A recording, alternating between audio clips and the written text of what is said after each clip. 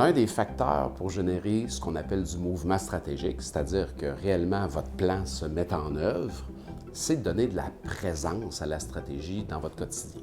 Et là, il y a un facteur qui est à l'œuvre, c'est celui de vos opérations qui, évidemment, sont votre quotidien et prennent la plupart du temps une grande partie de votre énergie. Alors, on va dire donc que les opérations sont importantes et urgentes, alors que votre stratégie, elle est importante, mais peut-être moins urgente dans les perceptions. Alors, il faut redonner de l'urgence à vos activités stratégiques.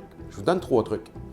Le premier, c'est de ne pas mélanger dans les mêmes rencontres l'opérationnel et le stratégique. En général, le stratégique, là aussi, va toujours perdre. Donc, ne mélangez pas ça, par exemple, dans vos comités de direction.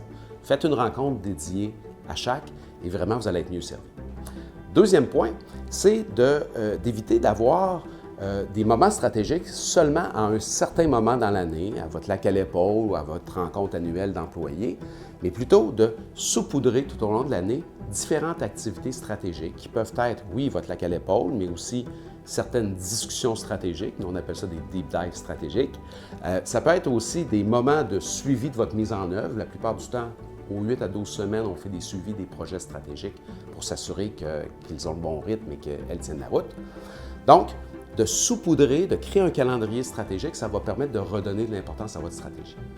Troisième truc, et là je parle aux leaders des organisations, donc les dirigeants, les équipes de leaders, donc les équipes de dirigeants, prenez le temps de refaire constamment le lien entre des éléments stratégiques et des prises de décision au quotidien ou des changements qui sont en cours dans l'organisation. C'est à vous de faire vivre les choix stratégiques au sein de l'organisation pour qu'il y ait du renforcement au quotidien et que les gens voient que ce n'est pas deux mondes.